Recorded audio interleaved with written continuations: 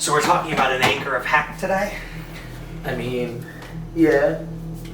Is that what it is? Acre of HE double hockey sticks.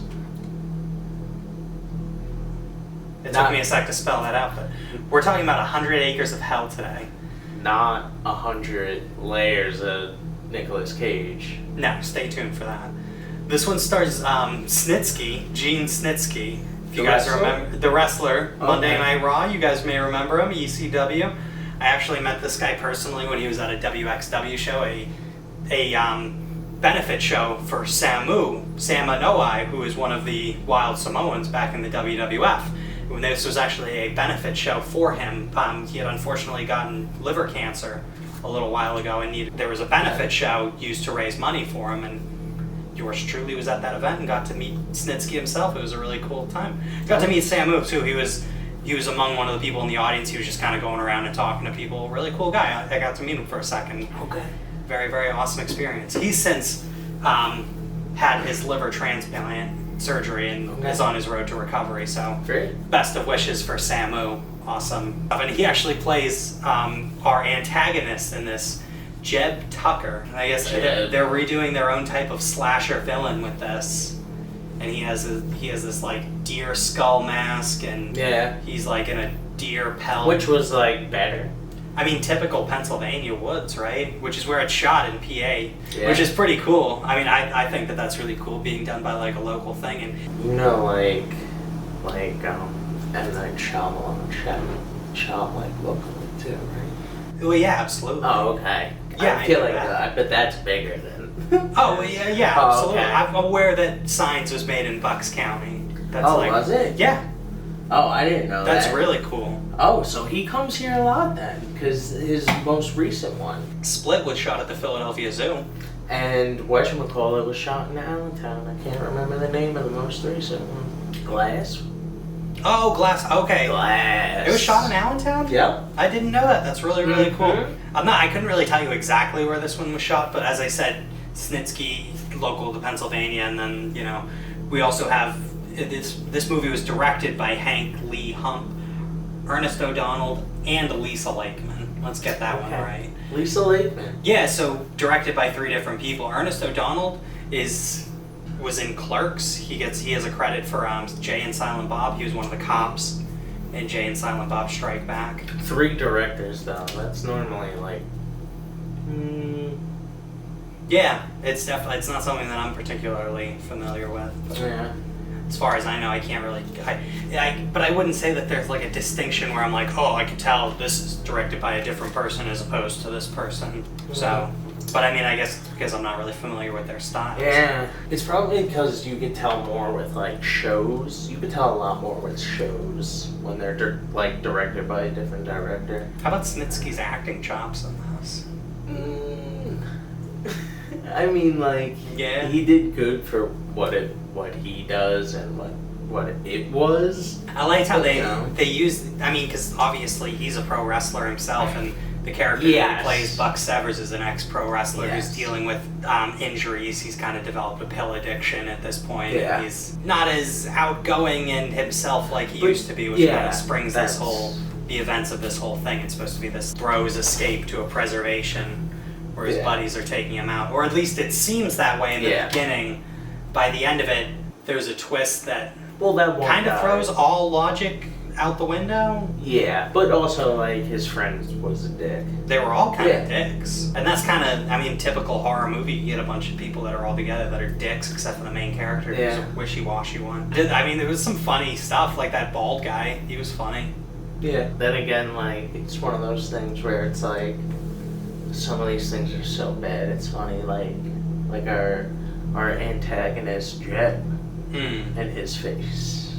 Oh, right. They have the monster reveal of his face, and it just looks like something that I would buy at like Halloween City. You know who it looks like? It looks like Sloth from the Goonies. Yes. Kind of looks like Zombie Sloth. Yeah, that's honestly probably what it was. It was like that's the inspiration. Maybe. Because like. Yeah, I will say, because it misses. One ear was like here, one ear was here, his face was like. Yeah, and one thing there was like one cool death scene where there's like a guy and a girl who are about to bang in the woods and they're together, and the girl has her face up against the guy, and then there's an arrow that goes through both of them. Yeah, I mean, I also thought the one like at the end was good. Oh, with the clobbering? Yes. When Snitsky caves in a dude's face with his bare fists. It's a big dude, and he's scary, and I wouldn't fuck with him. But he does a good job of highlighting the like realistic, downright sadness of life after wrestling too, because oh yeah, how ugly can it be? That's most of We've heard a lot of ugly stories about pro wrestlers that have not had very good lives after they had to walk away from the squared circle with all the pain and the addiction that comes with that. Yeah, Dark Side of the Ring has showed a lot of stuff like that too, and it's cool that they kind of take that and they run with it as something. Yeah. And that's kind of his inspiration. That was he a producer with it at all? He was involved with the screenplay. He was one of the writers for it. Okay, there you go. Yep. There you go. It's definitely cool because it's great seeing someone like that gets to show, more dimension in their character. One thing that's true with a lot of pro wrestlers, the work ethic is something that's like very unparalleled. Yeah. You notice that the people that are in the pro wrestling industry that transfer into movies, they're fucking really good at it. John Cena, The Rock, these guys are fucking taking over Hollywood. Whether you can talk about, whether or not you like their acting skills. Yeah, but success is undeniable. But you just said it though. John Cena, The Rock, Batista. Yeah. Batista. Yeah, Batista. What the fuck are you talking about? Yeah, he was in a Bond movie. Yeah, I know. I'm not even talking about the Avengers. Yeah, I know. He was also in Blade Runner. CM Punk made a horror movie. That's the girl on the third floor. That's one that we'll be reviewing on here. But I'm just saying, when you go The Rock, Batista, Cena, and we'll see how Cena. I mean, I didn't see Bumblebee and stuff, but and Hulk Hogan had a good movie career too, and he was on Thunder in Paradise and stuff like that. Okay. So it goes back too, but nowadays too, there's not a lot of stars that supersede that level. But Cena's supposed to be in the second Suicide Squad with James Gunn as well. So that could be a thing too. You know what I mean? That could be a thing too. What, that James Gunn worked with Batista and learned that? Well, he might be super catapulting their careers because that role as Drax definitely made things excellent for him. And you think it was just because he watched SmackDown in 2005? I'm sure Batista made his own Drax, and James Gunn was like, I like that, I'm with it. And you look like him, you're huge. So. Well, yeah, they're already real life superheroes. And Snitsky's a fucking big ass dude who has an awesome presence, which you would think would pose to be a hindrance to being a main protagonist. From pro wrestling logic, you can't be sympathetic of someone that doesn't seem to have flaws, but definitely a very flawed character, at least physically, because he's dealing with a lot of his back pain throughout, and he's definitely milks that shit to a very large extent throughout this one.